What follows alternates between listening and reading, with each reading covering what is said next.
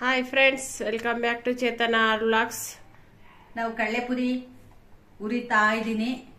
ಕಳ್ಳೆಪುರಿ ಎಲ್ಲ ಕ್ಲೀನ್ ಮಾಡ್ಕೊಂಬಂದಿದ್ದೀನಿ. ಎಲ್ಲನ ಕ್ಲೀನ್ ಮಾಡ್ಕೊಂಬಂದಿದ್ದೀನಿ. ಈಗ ಉರಿತಾ ಇದ್ದೀನಿ. ಕಳ್ಳೆಪುರಿ ಉರಿಯೋದಕ್ಕೆ ಏನೇನು ಸಾಮಗ್ರಿಗಳು ಬೇಕು ಅಂತ ಎಲ್ಲ ತೋರಿಸ್ತೀನಿ.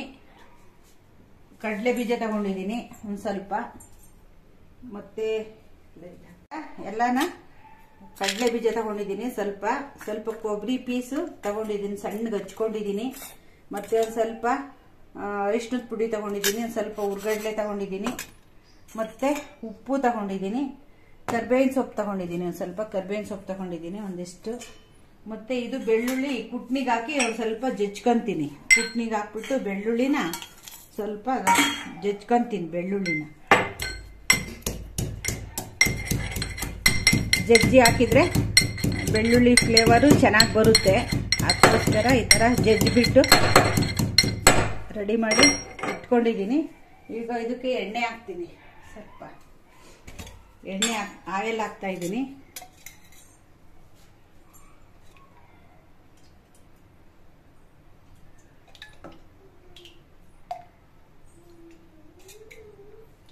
ಎಣ್ಣೆ ಒಂದು 5 ಸ್ಪೂನಷ್ಟು ಎಣ್ಣೆ ಹಾಕಿದ್ದೀನಿ. ಪುರಿ ಎಷ್ಟಿದೆಯೋ ನೋಡಿಕೊಂಡು ಹಾಕ್ಕೋಬೇಕು.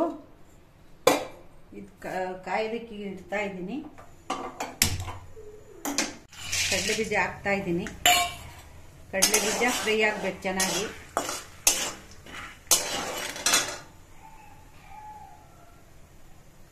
ಕಡಲೆ ಬೀಜ ಇನ್ನೂ ಏನೇನು ಹಾಕ್ಬೇಕು ಇದಕ್ಕೆ? ಎಲ್ಲ ತೋರಿಸಿದ್ನಲ್ಲ ಅವಾಗಲೇ, ಇವೆಲ್ಲ ತೋರಿಸಿದ್ನಲ್ಲ.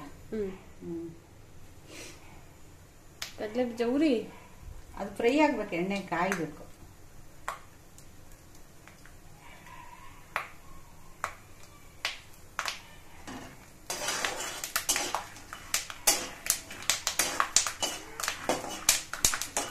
ಎಲ್ಲ ಪಟ್ ಪಟ್ ಅಂತ ಸಿಡಿಬೇಕು.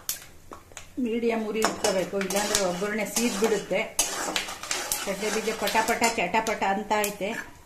ಈಗ ಕೊಬ್ಬರಿ ಹಾಕ್ತಾ ಇದ್ದೀನಿ, ಮತ್ತೆ ಹುರ್ಗಡ್ಲೆ ಹಾಕ್ತಾ ಇದ್ದೀನಿ, ಮತ್ತೆ ಇಲ್ಲಿ ಬೆಳ್ಳುಳ್ಳಿ ಜಜ್ಜಿಟ್ಕೊಂಡಿದ್ನಲ್ಲ ಬೆಳ್ಳುಳ್ಳಿ ಹಾಕ್ತಾ ಇದ್ದೀನಿ.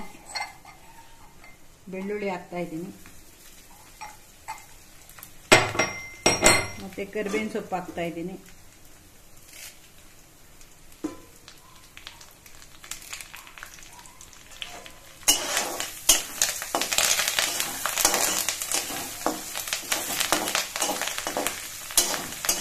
ಸಾಯಂಕಾಲ ಟೈಮು ಟೀ ಟೈಮಲ್ಲಿ ಈ ರೀತಿ ಸ್ನ್ಯಾಕ್ಸ್ ಮಾಡ್ಕೊಂಡು ತಿಂದರೆ ತುಂಬ ಚೆನ್ನಾಗಿರುತ್ತೆ.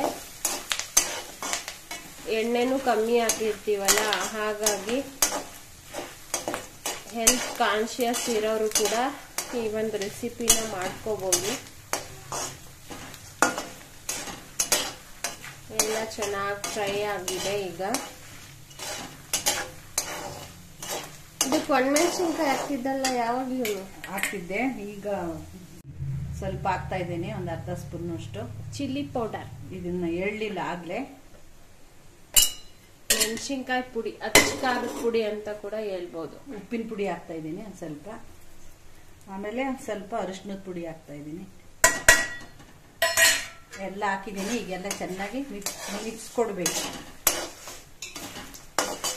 ಮೊದಲು ಖಾರಕ್ಕೆ ನಾವು ಮೆಣಸಿನ್ಕಾಯಿ ಪುಡಿ ಬದಲು ಮೆಣಸಿನ್ಕಾಯಿ ಹಾಕ್ತಿದ್ವಿ. ಒಣಮೆಣಸಿನ್ಕಾಯಿ ಹಾಕ್ತಾ ಇದ್ವಿ. ಈಗಲೂ ಹಾಕೋಬಹುದು ಮೆಣಸಿನ್ಕಾಯಿನ. ಒಂದು 4 ಚೂರು ಮೆಣಸಿನ್ಕಾಯಿ ಪುಡಿನೂ ಹಾಕೋಬಹುದು. ಈಗ ಇದನ್ನ ಚೆನ್ನಾಗಿ ಗರಿಗರಿಯಾಗಿರ್ತವೆ ಪುರಿ ಆಲ್ರೆಡಿ. ಸುಮ್ಮನೆ ಈ ಥರ ಒಂದು 2 ನಿಮಿಷ ಹುರ್ಕೊಂಡ್ಬಿಟ್ರೆ ಸಾಕು. ಗರಿಗರಿಯಾಗಿರ್ತವೆ ಪುರಿ, ಮೆತ್ತಗೆ ನೀರಲ್ಲ. ಈ ಸಮ್ಮರಲ್ಲಿ ಪ್ಲಾಸ್ಟಿಕ್ ಕವರಲ್ಲಿ ಇರ್ತವೆ, ಗರಿಗರಿಯಾಗಿರ್ತವೆ. ಸರಿ, ಹಂಗಾಗಿ ಜಾಸ್ತಿ ಹೊತ್ತೇನು ಉರಿಯೋದು ಬೇಕಿಲ್ಲ. ಆದ್ರೂ ಸ್ವಲ್ಪ ಮಸಾಲೆ ಎಲ್ಲ ಅಂಟ್ಕೋಬೇಕಲ್ಲ, ಸ್ವಲ್ಪ ತಿರ್ಗಿಸ್ಕೋಬೇಕು. ಚೆನ್ನಾಗಿ ಎಲ್ಲ ಮ್ಯಾಶ್ ಮಾಡ್ಕೋಬೇಕು ಮಸಾಲೆ ಎಲ್ಲ. ಸ್ವಲ್ಪ ಬಾಣ್ಲಿಕ್ಕೆ ಆವಾಗೆ ಒಂದು ಸ್ವಲ್ಪ ಪುರಿ ಇನ್ನೂ ಚೆನ್ನಾಗಿ ಗರ್ಗರಿಯಾಗಿ ಆಗ್ತವೆ. ಥರ ಚೆನ್ನಾಗಿ ಒಂದು ಸ್ವಲ್ಪ ಸಾಟ್ ಮಾಡ್ಕೊಂಡ್ರೆ ಒಳ್ಳೆಯದು.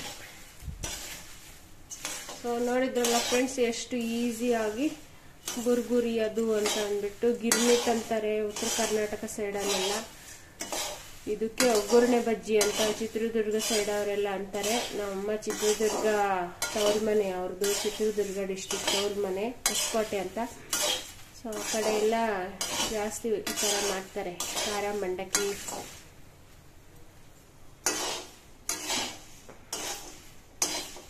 ಬೋಂಡಾ, ಇದು ಬೋಂಡಾ ಮಾಡ್ಬಿಟ್ಟು ಮೆಣಸಿನಕಾಯಿ ಬಜ್ಜಿ ಮಾಡಿದ್ರೆ ಚೆನ್ನಾಗಿರುತ್ತೆ, ಅಥವಾ ಪಕೋಡ ಮಾಡ್ಕೊಂಡ್ರು ಚೆನ್ನಾಗಿರುತ್ತೆ. ಟೀ ಜೊತೆಗೆ ಈ ಸಾಯಂಕಾಲ ಹೊತ್ತು ಚೆನ್ನಾಗಿರುತ್ತೆ. ಕಡಲೆಪುರಿ ರೋಡ್ ಸೈಡಲ್ಲೆಲ್ಲ ಒಂದೊಂದ್ಸರಿ ಮಾಡ್ತಿರ್ತಾರೆ, ಕಡಲೆಪುರಿ ಜೊತೆ ಬೋಂಡಾ. Ready to eat. ಟೇಸ್ಟಿಯಾಗಿ ತುಂಬ ಚೆನ್ನಾಗಿರುತ್ತೆ. ಸಾಯಂಕಾಲ ಟೈಮ್ ತಿನ್ನೋದಕ್ಕೆ ಈ ಟೀ ಜೊತೆಗೆ ತಿನ್ಬೋದು, ಚೆನ್ನಾಗಿರುತ್ತೆ. ಚೇತನ ಆರ್ ವ್ಲಾಗ್ಸ್ ಯೂಟ್ಯೂಬ್ ಚಾನಲ್ಗೆ ಸಬ್ಸ್ಕ್ರೈಬ್ ಆಗಿ ಬೆಲ್ ಐಕಾನ್ ಕ್ಲಿಕ್ ಮಾಡ್ಕೊಳ್ಳಿ. ಹಾಗೆ ವಿಡಿಯೋಗೊಂದು ಲೈಕ್ ಕೊಡಿ.